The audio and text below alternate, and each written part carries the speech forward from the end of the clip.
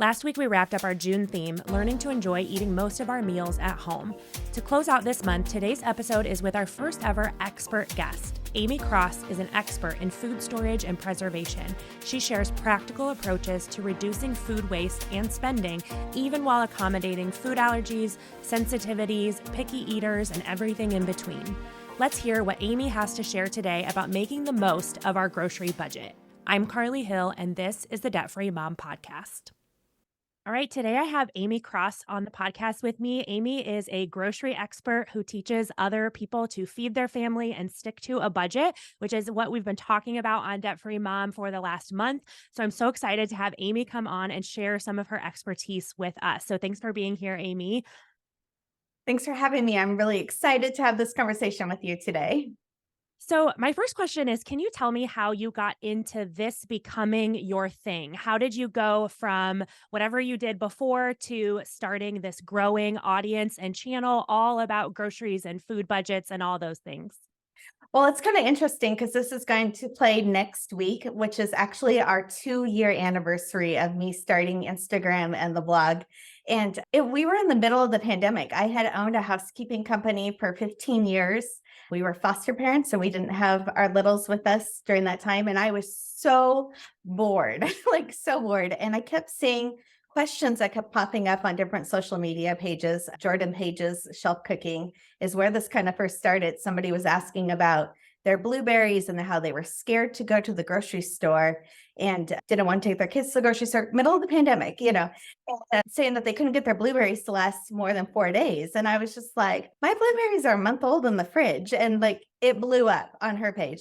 And Jordan messaged me. She's like, Amy, you have something here that people don't even know. And I'm like, what are you talking about? Like, it's just my fridge. I didn't understand it at the time. And so I ended up starting an Instagram page because she wanted to share me and I didn't want my personal page shared with my family. And so I started an Instagram page. We called it The Cross Legacy. Our last name is Cross, and that's our family motto. And so that's what I named my Instagram. And then over that weekend of July 4th, like literally that weekend, we were in the middle of a kitchen remodel and we were down to the studs, like everywhere, like there was no ceiling in our kitchen. I was bored. I was like hiding down in the office trying to like just get away from everything, the noise. And I decided to take a blogging course. And so since I couldn't take pictures of things that I was making, all the things, I just took some random pictures of something I had in my fridge, which was strawberries in a jar. And I was just trying to figure out how to do like a recipe card. So making this post, I was really just trying to figure out how to make a website. Like I've never done that. I owned a housekeeping company. And that post, which went up on July 3rd, 2021, has now went viral. It has started a trend. It's been shared over 18 million times. I have like 2 best-selling books now. I've had a TED Talk. We've had a grocery course because of this. Like all of these things have came because somebody shared my picture of my berries. And then I decided to like, oh, I'll post the instructions about this. So it's just became this worldwide trend to be able to keep your produce fresh longer. Amazing. So that was the thing that really started it all, was how to not have your food go to waste in the fridge. Yeah. Yeah. So the average family in the United States throws away 30 to 40% of the food that they buy. And the World Economic Forum came out last spring. And I know not everybody agrees with them and all the things, but their study came out last spring saying it was 61% globally for household food waste. So if a family's spending $1,000 on groceries a month, they're throwing away $600 a month on groceries. Wow. Like, it's just crazy. We spend $135 per person on groceries per month for our family, and we're our organic allergy family. Okay. That was one big thing that I knew I wanted to focus on, because a lot of times, a lot of people are in that situation. And so often they basically count themselves out from being able to stay on a budget in any way and just say, well, in order to accommodate the things we have to accommodate for, that means that our food budget is going to be astronomical. So I love that you in your own home have that as well, so that those people listening don't have to say, well, what she says doesn't apply to me because of our allergies or because we have that. So, can you share a little bit how, even though you have some unique dietary needs that you have to accommodate for, that you're able to do that and still stick to a budget? We have zero food waste. Zero Amazing. food waste. So most families are throwing away 40% or 60% or somewhere in between of what they're buying. And we actually use everything that we are buying.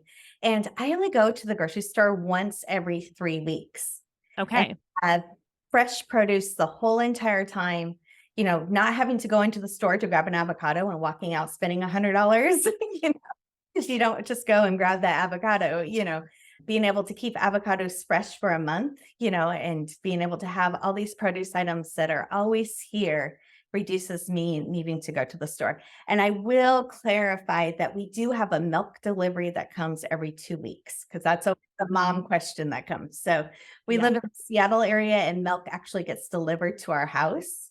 So we do get milk that gets delivered to our house every 2 weeks. But whatever your grocery cycle is of how often you go, and if you keep track of that, like a lot of people go every day or every other day to go and grab something.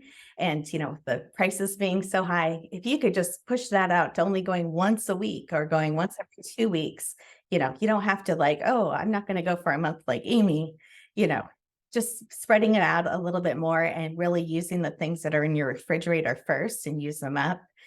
You go again, then you will save a ton of money just with that. Yeah. So if somebody is listening and they are kind of stuck in that where they're not meal planning maybe, so every day is like a blank slate where they have to stop in at the grocery store and grab something because they're coming up with that plan on the fly. What would you say is like one or two like starter things they could do to move towards, like you said, maybe not going from what they're doing now all the way to only shopping once every 3 weeks, but what are some practical things they could do to kind of stretch that ideally to at least once a week? I do things like I try to stock versatile items that we can use multiple ways. So I just saw in your story that you were using hoagie buns and making them into pizza, like that kind of idea. That when you have a recipe, it doesn't have to be that particular one thing. Like, what can you substitute in and make the same thing? We utilize our freezer a lot. So I'm buying like tortilla shells or tortillas instead of taco crunchy shells. And, those I can use for breakfast burritos or quesadillas or tacos, a bunch of different ways where if I just bought crunchy tacos, we would only use them one way. Yeah. And for just starting out, we're on this taco theme right now, but I always say that like the first thing you're thinking about like, when you're starting to batch cook is taco meat. Like if you can do 3 to 5 pounds of taco meat at a time and put the other ones in dinner size portions away, like that is the best starter like freezer meal ever is to be able to have taco meat ready to go in the freezer and you can pull it out in dinner size portions. I think that is what you're saying is so true of being able to look at the exact same food and think about it in a different way. Instead of thinking this ingredient is for this recipe, looking at it holistically and saying all these different spices and ingredients can be combined in different ways to make lots of different recipes so that you feel like you're eating variety, even if at its core, it's basically the same food repackaged in different forms. So another question people asked is, what do you think about like bulk meat buying? Have you ever done like the massive, either like Costco where you can get the giant pounds of ground beef or even up to like buying quarter of a cow? Have you found those things to be helpful in your pursuit of no food waste? Okay, so our grocery budget is $135 per person. And right now we have 2 people in the house. So it's just my husband and I here right now. We have college age kids and then we were foster parents. So our family size has varied between 2 people and 8, we're in between. So I've done it all.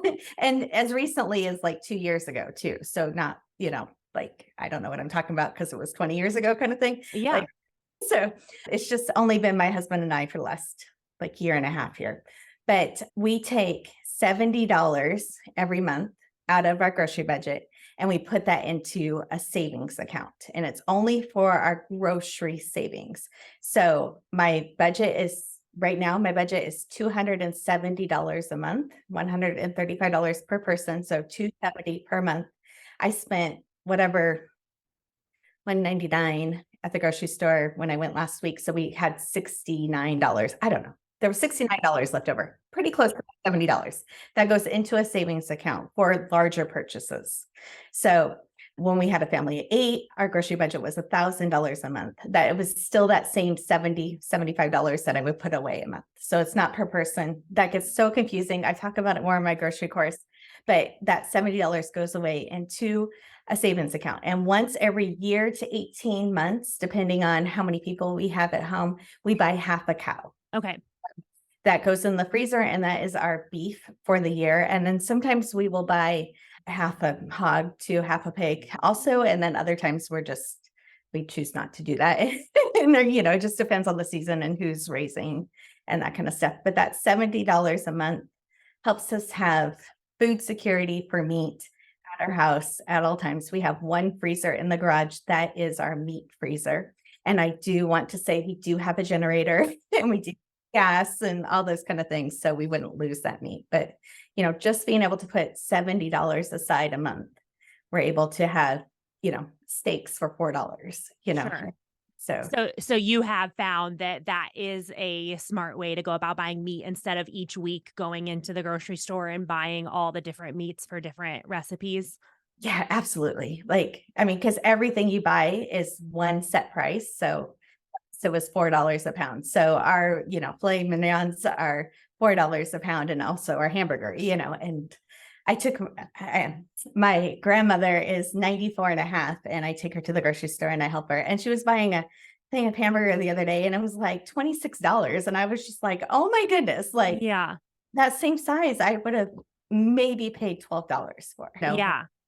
That is a big amount of savings. So in order to do things like that, whether it's the half a cow or it's keeping your berries, your produce fresh for a whole month, what's your setup when it comes to having the fridge and freezer and pantry space? Because I know for me with our 6, the only thing I have is our main fridge and freezer. I don't have a chest freezer or anything like that. What is the setup that allows you to then stretch that long? One, I don't buy very many things in boxes, Okay. packaging, it's single ingredient items. So when you start getting a lot of those boxes of things, processed things out of your freezers, you will find that you have so much more space in there. So that's probably my number one tip. And we do that because we're an allergy family. Literally anything that comes in a box, we can't eat. Yeah. Everybody is going to be allergic to something. But I know this is a podcast, but if it was on video, this little cabinet that's right behind me, for 18 years, that was my only pantry cabinet. Okay. So we just did a remodel in he just finished it last week, and it's been a 2.5-year process, but that was my only pantry cabinet. And again, we buy single ingredient items, and I make a lot of things from scratch, and that just takes up a lot less space. So when you're really focusing on buying wholesome things to feed your family, it might take a little bit more work, but you will end up not having the space issue. Our house is only 1,100 square feet. It's not a big house. So for a long time, we had one freezer in the garage. And then when we remodeled the house, we got a new refrigerator. And so we left the old refrigerator down there. But I really only use that refrigerator during harvest season. So it just has random little pops or whatever down there in the refrigerator, but it's not a continuation of my kitchen refrigerator. I get accused of that all the time. And it's there's literally nothing in there. It's, maybe 12 drinks in there. But when it's harvest season, then we do use it, when I'm trying to process things and get them. Sure. So So when you say harvest season, do you have a big garden, or how do you get those things that you're then harvesting? I see in the background big jars of canned tomatoes, maybe? Yeah, I can 100 pounds of tomatoes every year. And then that I use to make our own ketchup and barbecue sauce and spaghetti sauce and, everything that we need. Again, allergy family. And then I'm diabetic. So a lot of tomato products and stuff have extra sugar in it. So if I can control the sugar, then it's good for me. But we live in a cul-de-sac, in a neighborhood. I can see Costco from my window. We are right in, town, and we have a backyard garden and chickens. So we have 6 chickens. Okay. 3 if you're in my town, because we're only supposed to have 3. But I don't always say that out loud. We have a couple chickens in the backyard. But our neighbor always says that if the city gets after us, they'll just say that the three of them are theirs. They ran over. They're proud. Anyways, we do have chickens. And then a summer garden. We live in the Seattle area, so we don't really garden year round. And then that's kind of just fresh salad stuff, but really only in July and August for us. Like we're not producing anything major here. And then the other things that I get when we travel to Eastern Washington, we'll come back. Like last weekend, we came back with fresh cherries. So I brought back like 20 pounds of cherries that I'll be making stuff with. And then we get stuff at the local produce stands too. Okay. And Awesome. so anybody anywhere can put up produce if you want it. Yes. So what you're saying is you don't have to live on a big farm in the country in order Right. to do some of these things, Yeah. which is good because I feel like most people don't. So when people are bringing home, like you said, the viral post that you had that kind of started it all was the strawberries in a jar. When people are bringing home things from the grocery store, what would you say is one of the most common mistakes when it comes to handling produce from the store that might be causing it to go bad that someone could change what they do in order to make it last longer? Well, in my book, I teach all the different produce items, but I use distilled white vinegar that's 5% if you're here in the United States, which will kill off the mold spores, E. coli, Listeria, and other harmful pathogens. So right now, a lot of people have frozen strawberries that they purchased at the store in their refrigerator or in their freezers that have hepatitis A in them. They're being recalled and people aren't checking their packages kind of thing. If you're bringing your produce home and washing it according to my instructions, then it will be safe. There's been so many people over the last 2 years that have tried to copy my hack and giving bad instructions. So seriously, 2 minutes for the soaking time, set a timer. Don't go like swap the laundry out, like stay right there and get your berries and produce items out of the water right away. And then you lay it out on a towel until it's bone dry. And then I store everything in glass with a paper towel at the bottom. And I have strawberries. Oh, let's do it in the right order. Blackberries and raspberries will last like 2.5 to 3 weeks. And then strawberries right at the 3-week mark. And then grapes last 4 to 6 weeks and blueberries will last 6 to 8 weeks. So, and then things like my avocados will stay fresh for a month. Lettuce will stay fresh for a month. Cilantro will stay fresh 6 to 8 weeks, like parsley, 6 to 8 weeks. Like it's literally learning how to store your produce items. And, a lot of things like people don't know. I grew up on a farm. So I think harvest season to harvest season. Yeah. So things like your potatoes and your onions, those onions will last harvest season to harvest season if they're not stored next to potatoes. Potatoes. Yeah. They will last for a whole year. I got some garlic the other day and the tag on it, and I knew better. I knew better when I got it. But the tag on it said May, that it was packaged in May. Well, I know if it's packaged in May, those are actually last year's garlic. Okay. Don't take garlic until July. So the one that's sprouting in there, I know I'm going to use first, kind of thing. Yeah.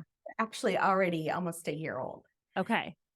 that I just picked up at the store. I feel like that's really helpful because it's so common that it's almost a joke of the box of spring mix that you pick up from the grocery store so that you can let it die in the back of your fridge, right? And so I often see and I soak, berries and stuff, but I have never thought about processing like the spring mix or the things that are, those leafy vegetables. So you soak even those, or what do you do with something like spinach or a head of romaine lettuce?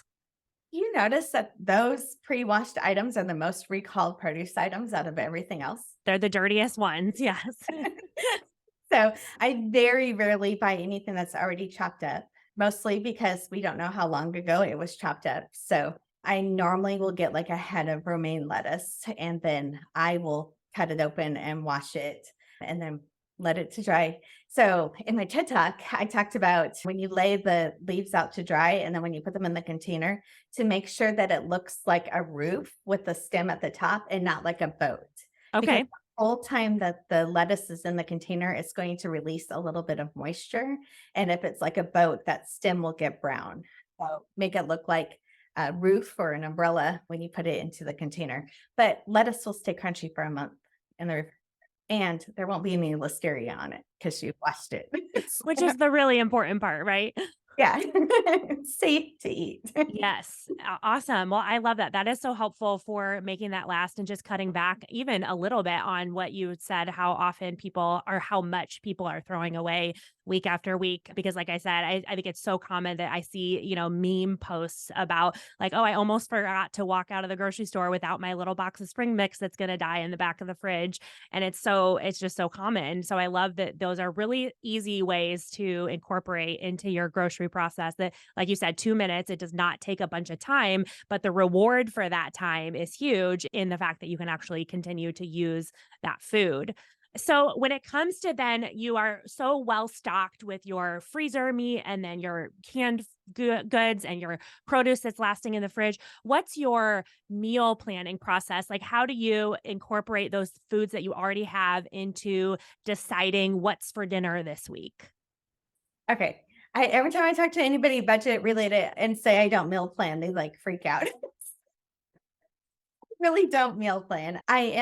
I normally stock the same ingredients and then add seasonal produce. So I always know that I'm going to have onions and peppers and, whatever my, standard items are that I always have that I can use multiple ways. But when I am looking in the refrigerator, I'm trying to see what needs to be used up in the next 3 days. And then I pull out meat accordingly and plan that way. But I always say that I don't know what I want to wear next Tuesday. How am I supposed to know what I want to eat next Tuesday? Or us here, we can have like an 80-degree day and a rainy 40-degree day, back and forth. And so you never know if you want to use the oven or, want to do it on the barbecue.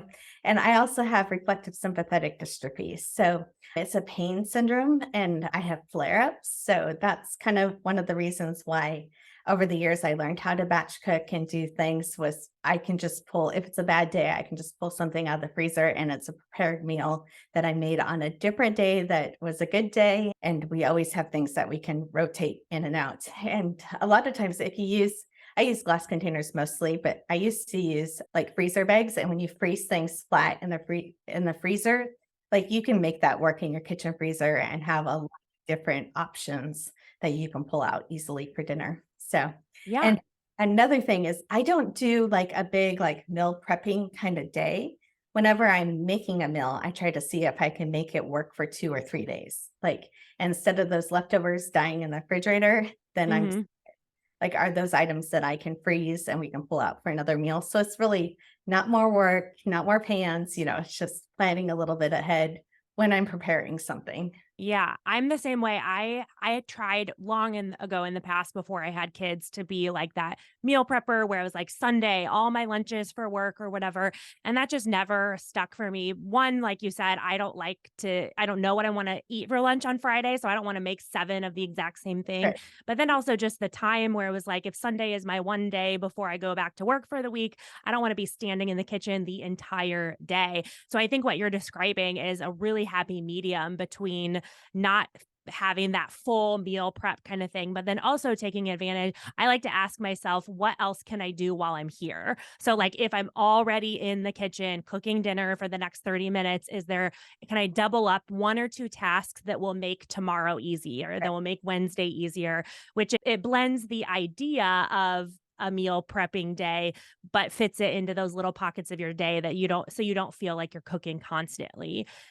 It is a new month, and that means a few things. July is my birthday month, and I am really looking forward to spending my birthday on the beach with my family. The start of a new month also means I hear from people who set up a new budget with the hopes that this would be the month things change, only to be disappointed that there was even less money in their account on the first of the month as there was the day before.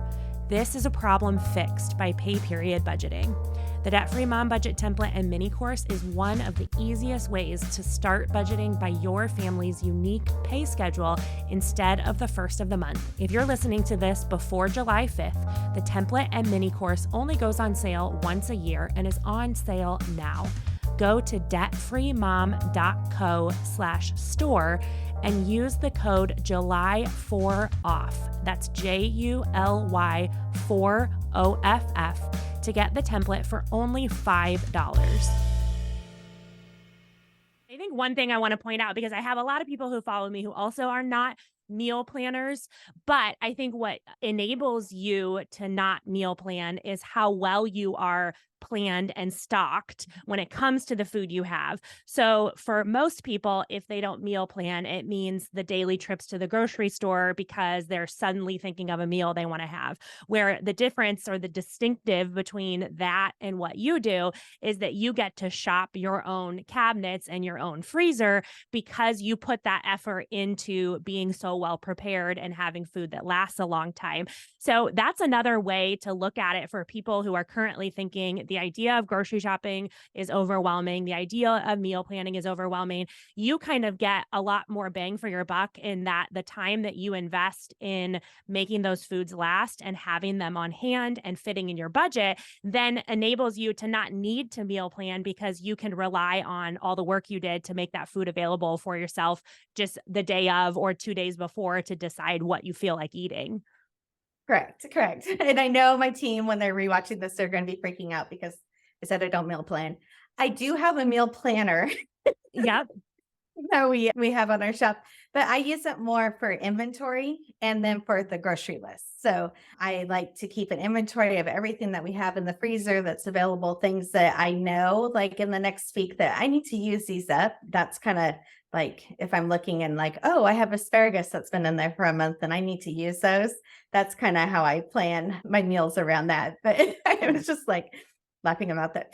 But and then talking about my grandma, she's from the Depression era. She's like 94. She'll be 95 in November. And she fell in January. And so she went from being like, being able to drive at Christmas time and living by herself to now she needs care. And so I'm there like very often, almost every day.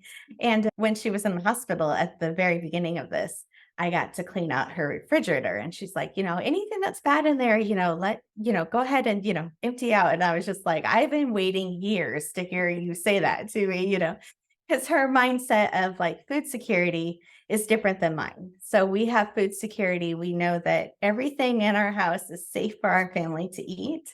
And we rotate through those items and it's not that much effort, all those things. Well, grandma has this mental food security thing of just like hoarding food and never being able to get rid of it. So I was cleaning out her refrigerator and she had these foil packages, like you get tuna fish, like in those foil packages. Uh-huh. They were chicken from 1993 in her refrigerator. There was mayonnaise in there from 2004 that was open and like she was like had been eating out of it, like literally things that are way, way past best by dates, and yes, granted, those chicken packets were like meant to maybe last like 3 to 5 years, but not 30 years. Right. So maybe older than some of your viewers. Yeah. Like, but her pantry and her different things, she just buys and buys and buys, and she has no idea what's in her cabinets. And she just always feels like she needs to go to the store every couple of days and she needs more. And I understand that. I didn't understand that for a long time. And, with us going through the pandemic, I think this whole new generation of all of us understand a lot what our grandmas and our great grandmas were trying to teach us, that, those store shelves can be empty and prices can change. And we can't always go to the store. We don't know what's going to happen with political climates and different things that happen in the world and storms. And, being able to have some of that food security in your house and know that you have what your family needs doesn't have to cost more.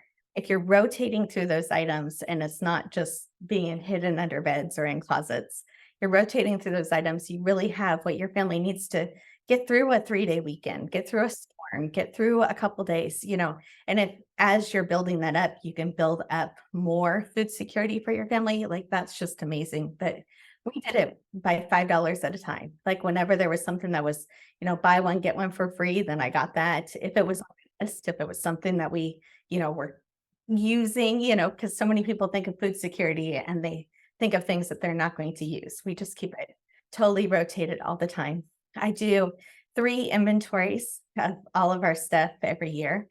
So in January, I like right at the beginning of the new year, when you've like got done with the holidays and you're trying to be really good on the budget and all those kind of things, I do a complete inventory and I'm checking everything, like checking our spices, checking all of our pantry kind of items, like really thoroughly going through everything and trying to see what is a year old that I need to start using up and really thinking, especially like baking season during the winter time, trying to see what I can use up. Like flour only has a 18-month shelf life.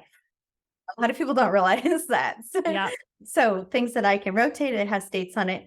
And then at the beginning of summer, so I normally do it around Easter time here, but when we still have kind of cold weather some days and then a warmer, day, then I'm going through the freezers and I'm trying to look for anything that I prepped over the winter time that uses the oven. So if I have any extra lasagnas or different things in the freezer, I'm trying to use those up before we hit summertime. And then I do the same thing in the right when the kids are going back to school. So if we have hot dog buns that we don't use in the winter time, I'm trying to use those summer kind of items up that we don't want to use, during the off season necessarily. And that way it's not sitting there for an extra 6 months not being thought about. So I really encourage like to take a good look at the items that you have at your house and be able to rotate through those. And I think that is such an important part of food waste and also minimizing the budget. I think a lot of times people, they're thinking, okay, I'm going to try to get good about how much we're spending on groceries or eating more at home. And so they'll come up with a meal plan without looking at what they already have. And that makes it really expensive because then they go to the grocery store and are buying all new things, even though their house has a bunch of stuff. So I do think it's really important both for food waste and for budget to look first at what you already have. And because it's not like that's free food, but sometimes it does feel like free food because you've already spent the money. And so then actually using that enables you to stay on budget better. So I always, I do meal plan once a week for what we're going to do for the week. I don't assign meals to a day. So I do make, this is the 7 meals I'm going to make throughout the next week. And then each day I kind of pick what I feel like eating that day. But I do always do it standing in the kitchen so that I can have my pantry open and my fridge open and be like, what do I already have? Which is just a good way to approach life in general, not just food, but just what can I use that I already have right in front of me without feeling the need to go out and buy something new in order to be successful is I think a really good starting place for people who might be listening to this thinking they're overwhelmed by the idea of canning and then inventory, all the big things that you and I both know people can grow into over time. And one of the great starting points would just be use what I have, have that mantra in your head of use what I've already bought. At least once a week, at least. I would say almost once a day. I get somebody that says, I have $55 and I need to make 10 meals that'll last until payday. Like that kind of scenario. I get asked like literally almost every day, something of that sort. And it's just like they don't even think. Like my first question is always like, what's in your refrigerator? Send me a picture of your refrigerator. Like I'll try to help you, or what's in your pantry? Like they don't even think about that. They just want to know what they can go get at the store for those $55. Well, do you have eggs? Do you have flour? Do you have this? Like Yeah. what can we pull together with some of the items that you have? And we just got done with a 12-week like pilot course with our local food bank. And it's been so neat to be able to help families and us have been a family that had to use the food bank way back when, and knowing that sometimes you're getting items that you don't know what to do with, how you can make those meals with items that you were given and you don't necessarily normally cook with those. They're not normally necessarily something that you would pick from the store, and to be able to make meals using, different things and your family still using and being able to eat these items that you're getting is so important. And what you're describing is flipping the order that a lot of people do. A lot of people will decide what they want to eat and then go out and buy it because they don't have any of those ingredients. And when we flip the order and start with what are the foods that I have and then what sounds good to make using those foods, it becomes a lot more manageable and it doesn't take up as much time to be going out to the grocery store constantly. I know one time I posted a dinner and then I said that for the food that I use, for the quantities that I use, that dinner cost like $15. And someone was like, well, that would cost me like $65. I was like, well, if I had none of these already in my fridge and pantry, if I had none of the spices on hand, then it would cost $65 to start from scratch. But having a well-stocked spice cabinet and having, I already have olive oil or whatever it is, then it's like for the quantities of food that we use, it absolutely should not cost $65 to make one dinner for your family. It feels obvious, but it's not obvious, and easy aren't always the same thing. To start with what we have and then build our plans around that. And I think that's where so often people are like, oh, well, there's no way that food can actually cost that little, that it can work into your budget that well. And it's like, it does take work. It definitely does take work and time, but it absolutely is possible to start eating well at home without feeling like you have to take what you currently spend on food and double it in order to accomplish that. I recently taught a class for a group of young moms, and assuming that they had like 3 or 4 people in their household is what I was kind of budgeting for. And so I went to the grocery store and I spent exactly $135, and only assuming that they had water, salt, and pepper at home. And I had meals for 2 weeks. And I was able to show them exactly how I would use these meals to be able to feed their families, like a mom with toddlers or, a 4-person household with littles, $135, and it was all wholesome, items. I was even excited that there was Annie's mac and cheese that was on sale. And it's not normally something that I would necessarily buy, but knowing that this would be something comforting that somebody else might use would be the other thing. But being a foster mom, when our little, so we had 4 under 7 here for 3 years. And when they first started coming, they didn't know produce and they didn't know items that weren't in packages, and we're an allergy family. So we didn't have a lot of items that were in packages and different things. And so I had always washed my produce, but it wasn't until I started putting it in the glass containers in the refrigerator so they could see the items better, is kind of how that whole thing had started, where we ended up with strawberries in a jar. But they could stand at the refrigerator and point to the red ones or the purple ones, and not knowing the names for strawberries or grapes or different produce items, they could open up and see this beautiful rainbow in the refrigerator. And it was a totally different lifestyle for them. Being able to teach young families that little kids do want to eat a rainbow, and the more you can get them involved, even at the toddler stage, all the way through, like they will eat more produce and enjoy it. And probably comforting, or at least a familiar reference point to see it in something like a jar, because then it is a packaged food, just to give them that touch point of like, this is similar to the things I've seen before. And it's something safe that I can eat, that that I've remembered. I know even just involving kids in the process recently, I've put my boys, they're 4, 6, and 8, always in charge of prepping the strawberries when I buy them. That's one thing. I bought kids safe knives and give them a cutting board, and just involving them in that process, I think, is so important for helping them enjoy it and then also be more curious about eating it. I have 2 kids who are not picky at all, and I have 2 kids who are terribly picky. And so helping them, you've been there?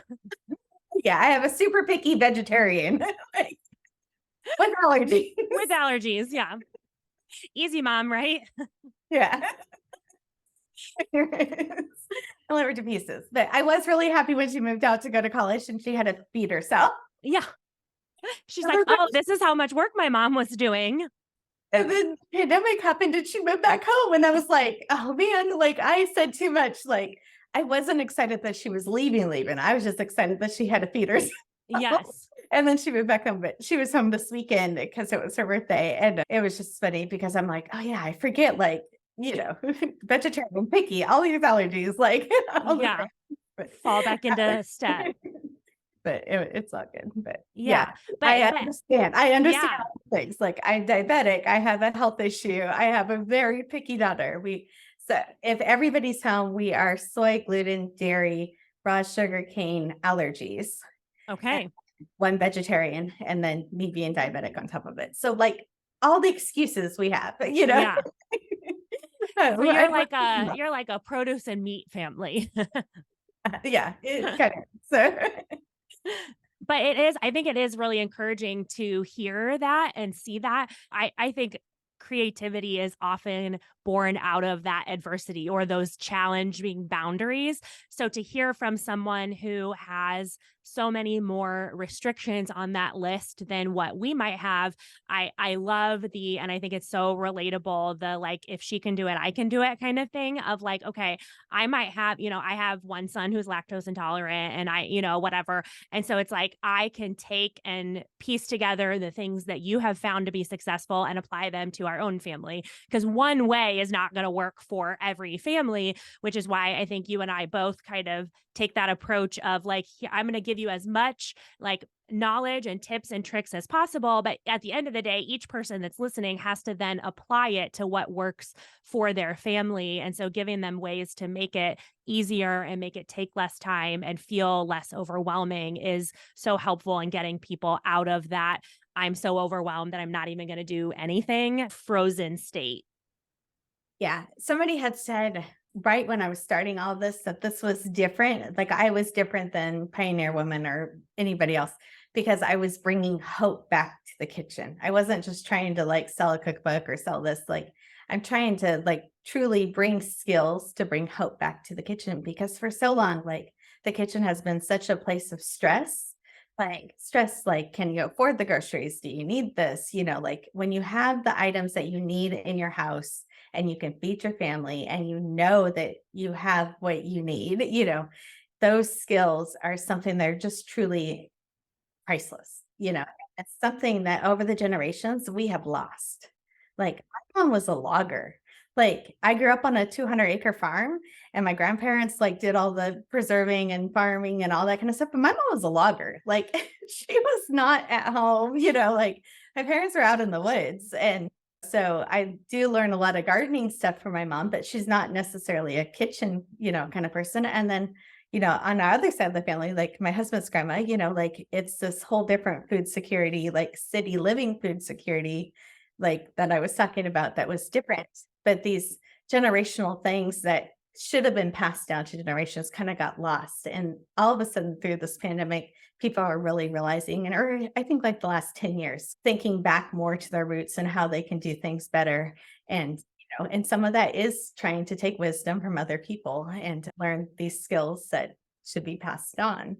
As overwhelming as something like the pandemic or rising prices can be, it's a comfort and, like you said, a hope building thing to really lean into. Okay, I'm feeling squeezed in my finances or I'm feeling overwhelmed by this, but it's not without hope. It's not something that I can't learn from and develop these skills. Like you said, we saw something as terrible as being home for all of those months and not being able to go anywhere. So many people picked up new habits and started their sourdough bread and, all those things that were kind of lost, like what you said. And now, as we have doors have opened back up and now we're going out and doing things, hopefully we don't lose those things again and can still take the time to remember how much that helped our food budgets or whatever it was. And so I think of times in my life when our income was way smaller and our budget was way smaller. I was way more creative with food then than any time where I felt like, oh, well, I can, I'm comfortable. I can buy what I want or whatever. That doesn't spark creativity. That doesn't inspire me to go about, canning and preserving and all those things. But when I feel squeezed in my budget or when I feel like we have these other goals that I want to get to, so I need to really work on my food budget, then that's when I'm coming up with, some crazy banana lentil recipe that everybody ends up liking. And, so it's like I think it's encouraging and, like you said, hope inspiring that we can actually lean into those times that feel hard because they're going to teach us something super valuable. We like went debt free 15 years ago and have worked, we had everything besides the house and a student loan, like, for years. And it has saved us because we've had major, major medical things in our family that has happened that were totally unexpected over time. And when we were in those times of abundance, and we were like, still like, why is this family getting to go on vacation? And we should be able to go on vacation. And what is going on? Like, why? What is going on? And we started to look at the grocery budget and the going out to eat budget and, or why couldn't we afford date nights? Like we hadn't been on a date in so long and all those kind of things. And when I started dividing those things out and really planning for them, then it was so eye-opening to us for one, because I had cut everything else out of our budgets. We had dropped gym memberships or, different activities or cable or all this kind of things, but it felt like food was something that you couldn't cut. But then when I started adding up how much we were actually spending, it was just like, oh wow, we could really cut some of this here. But so way back then when we were doing that kind of stuff, we used to do $100 per person, and now I have raised it to 135. So I do acknowledge that prices are more expensive right now. I do believe in buying in season, and you can get better deals when you get things in season, and to train your family to eat in season. So they're not asking for something that's out of season in the middle of winter time. Yeah. And then when we're dividing up our budget, we also have for going out to eat, it's divided in two categories. So we have a date night budget and we have a too lazy to cook budget. So if we have extra money in the budget, money goes into those two categories. But that way we still are able to go out on a date at least once a month, not like, oh my goodness, we stopped at Chick-fil-A and we ruined our whole like doing anything fun for them. So that eating out is definitely in two different categories where, you know, if we happen to have a little bit of extra, it goes into the takeout, which isn't very often. But again, allergies, it's really hard. Yeah, for sure. But we still are getting that time together as a couple. We just had our 26th wedding anniversary last week. We're like high school sweethearts. We've been together forever, and we survived a kitchen remodel, and we're still happily married. Still happily married. That's the important part. That's the big part. So, That's amazing. And I think too, I mean, it is, always want people to be realistic with, I think, going from eating out all the time and saying, oh, well, I'm just going to cold turkey stop eating out completely is just not, I don't ever really see people stick to that successfully. So having a realistic budget that says we want to eat most of our meals at home, but we're also going to make room for, like you said, going out on a date or nights that you're just too tired, balances both of those things really well and allows it to feel more doable. And I think the important part too, as I've heard you describing what you're doing, is like, when you like the foods that are at home, you're less inclined to default to eating out all the time because you genuinely have food in your home that sounds tasty and is easy to make. And you can kind of go into that autopilot so that even on days that we do feel more tired, there's still something to eat in our house that sounds good. And our two options are not cook for 45 minutes in the kitchen or order pizza. Like, we have lots of options in between that allows us to still eat at home. right. When we were first cutting out the budget, the hardest thing is because we were both busy, working all the time. And now the house is cutting the coffee budget because we used to Mm. stop at Starbucks or coffee stands all the time. And then going from like, oh, we can do that every other day, or, and it ended up being well, that's like once a week. And that's our pocket money. That's coming out of our pocket money now. We can divide up. And now like we might go maybe once every couple months and get coffee. But it's just kind of funny, like those actions that you go and do daily, and you don't even think about how much they're adding up and how much they're affecting your family budget. Like when you're really looking at it, but you're just trying to survive the daily grind and you Yeah. can't pass that. And so it has taken creativity in different seasons of our lives. We've definitely had our ups and downs and all of those kind of things, but we still stick to doing things that we can afford, and our family understands that, like that it's just not always in the budget to go do something else. This is what's in the budget right now, and you're provided for, and all of our needs are met, and that's what's important. Yeah. Yeah. I think being able to talk about that, especially with kids as they're getting older, to talk about it kind of in a neutral voice of that having something be in or out of the budget is just a fact of life. And it's not making some grand statement about like, oh, well, we don't make enough or we have this bad financial situation. Every single person has a inside and outside of the budget number. And so again, keeping that more of a neutral fact, like that's just a piece of information that something either does or does not fit into the budget, really helps kids to build a secure idea of money where they're like you said, like I have a roof over my head, we have food. Not being able to go to Chick-fil-A every single night does not mean that we don't have enough money or that there's something wrong, and that we can just accept that that can be an occasional thing, not an all the time thing. Right. Not something that's planned for. Yes, exactly. Well, this has been so helpful, and I'm really excited to share this next week because I think it just rounds out that conversation and you add another dimension. Your approach to food is very different than mine, even though I think at its core, some of the principles overlap a lot of the way that we approach it. So I'm so glad that I can have this super different perspective that still shares just another method for approaching groceries and food that fits well into your family's budget. And I would love if you could tell my audience ways that they can learn more from you and then also where they can find you. Well, mostly go find me on Instagram. So we are the Cross Legacy everywhere. But Instagram, I tease that that's my mailing list. We have over 118,000 people over there, and we're reaching 1 million people a month. Like, it's really incredible what's happening.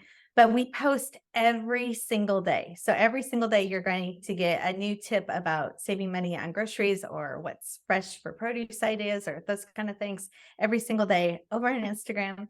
We have 300 videos now on YouTube. So a lot of your questions can be answered by watching videos on YouTube. And then I have a blog. Everything is The Cross Legacy. And then I have a best-selling book. It's called I Bought It, Now What? And the best place to buy that is on our blog on the website, thecrosslegacy.com. There's one that is for the first 25 items and how to keep them fresh. And then we came out with the summer edition, so that has more of the summer items. So between the two books, it has the 50 top produce items. And then we also teach a grocery course. So the grocery course is called The Grocery Solution, and that is on the website also. So the website, but Instagram. Go subscribe over on Instagram. I'm the same way. I always say, like, I'm technically on YouTube and this thing, but if you really want to follow me, Instagram's the place. It's the place. Well, awesome. Thank you so much, Amy. Thank you.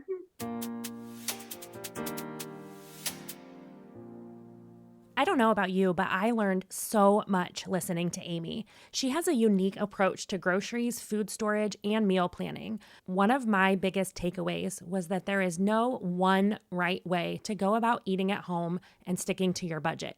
Her approach to both shopping and meal planning are extremely different from mine, but I learned so much from her. I wanted to know everything about her zero food waste approach and how to keep my food lasting longer, so I will be trying some of the storage and prep tips she shared here today. None of us want to be buying food and watching it go in the trash. So if you also found her advice and story to be so inspiring, you can find Amy on Instagram at thecrosslegacy, all one word, and online at thecrosslegacy.com.